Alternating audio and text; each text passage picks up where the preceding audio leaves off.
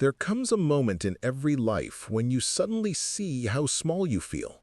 Not because you lack talent, not because you lack potential, but because somewhere along the way, you learn to hesitate. You learn to doubt the sound of your own steps.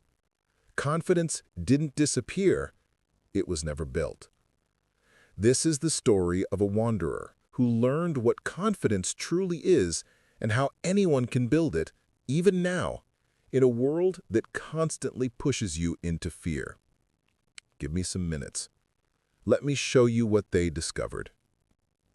There was once a wanderer who drifted from place to place, never staying long, not out of adventure, but out of quiet fear.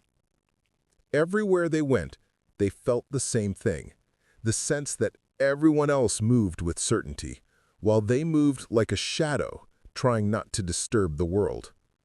They avoided attention, they avoided conflict, they avoided chances.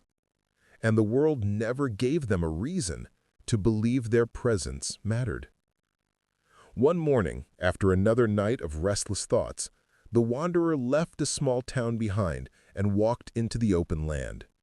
The air was cold, the horizon was wide, and for the first time in weeks, they felt alone enough to hear their own thoughts. It was there, between silence and doubt, that everything changed. On a lonely stretch of road, the wanderer met an old figure sitting near the ruins of a forgotten stone wall. The stranger looked calm, almost too calm for someone with nothing. No home, no possessions, just presence. "Why do you walk with your head lowered?" the stranger asked. The wanderer hesitated. I don't want trouble." The stranger smiled gently. "That is why trouble finds you." Those words struck deeper than they expected. The stranger continued, "In the old world, confidence came from facing the world directly. Today, people think confidence is a feeling. Back then, it was a practice." The wanderer sat beside them. For the first time, someone wasn't telling them to believe in themselves. Instead, they were being asked to see the true nature of confidence. The stranger lifted a small stone. "Do you think this stone feels confident?" The wanderer shook his head. "Exactly. Confidence is not emotion. It is a movement, a way of meeting life without shrinking."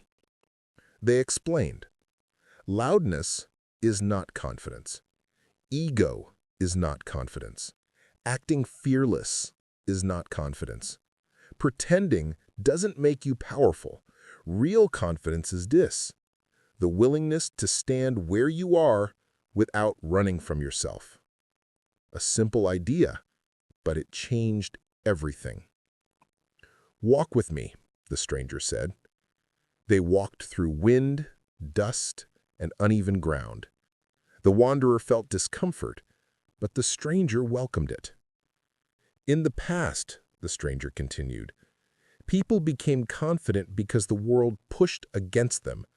Climates were harsh, journeys were long, life demanded strength." The stranger stopped. "Now, the world hides all resistance. Comfort has replaced challenge, and so modern people fear their own discomfort." The wanderer realized something painful. They weren't weak. They were untested. Confidence isn't inherited. It is earned by meeting resistance instead of avoiding it. As they climbed toward a quiet ridge, the wind grew colder. The wanderer wanted to stop, turn back, return to the safe road. The stranger paused and looked at them. "This is your moment." "Moment for what?" the wanderer asked. "For proving to yourself that you are someone who moves forward even when your thoughts tell you to stop." The wanderer breathed slowly, then took one step, then another. Not heroic, not dramatic, just deliberate. When they reached the ridge, the stranger said, Confidence begins the day you stop negotiating with fear. The wanderer realized that confidence isn't something you feel before moving. It is something you feel after moving. The stranger told the wanderer 3 truths. Firstly, start small, but don't stop. Confidence grows like a fire. A single spark is enough if you keep feeding it. Do one thing each day that makes you uncomfortable. Small tasks, small exposures, small resistances. Secondly, confidence comes from repetition, not motivation. You don't become confident by feeling ready. You become confident by doing the same brave thing again and again until your mind finally understands that you do not break. And thirdly, confidence is built alone before it's seen by anyone else. The wanderer learned this on that ridge. You don't become confident for the world. You become confident so the world cannot move you. This is dangerous confidence, the type that cannot be controlled. As the sun began to set, the wanderer asked the stranger, "Will I ever feel afraid?" The stranger shook his head. Fear is part of life. The question is not whether fear exists. The question is whether it decides your steps.